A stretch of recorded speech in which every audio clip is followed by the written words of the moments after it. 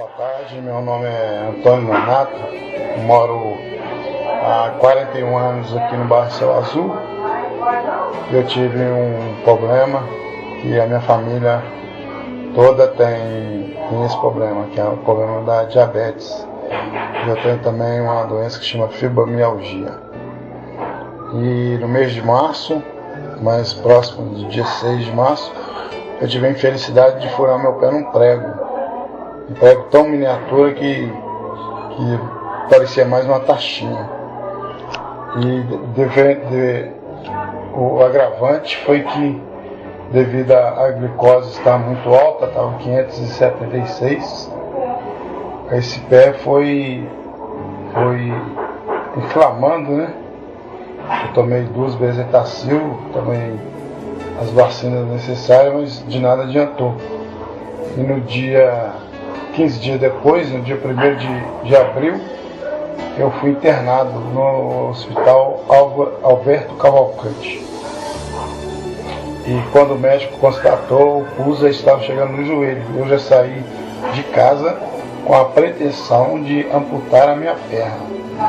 Porque cada vez que as minhas irmãs, que são enfermeiras, tiravam aquela secreção, né, aquele pus da perna, saía aproximadamente uns 100 ml de pus deste pus.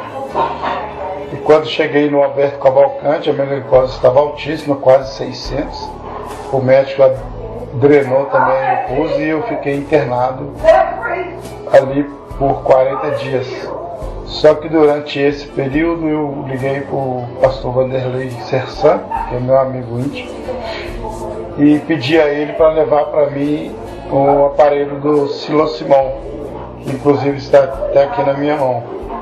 Eu não desgrudo dele um só minuto, porque o médico me disse que eu teria 1 ano para me recuperar. E na verdade, quando eu comecei a tomar meus 2 litros de água todo dia, 2,5 litros de água, eu troquei a água pura do hospital por uma água mais pura ainda, que era a água tratada com o imantamento do Silosimol. E 40 dias depois, eu estava saindo do hospital de alta.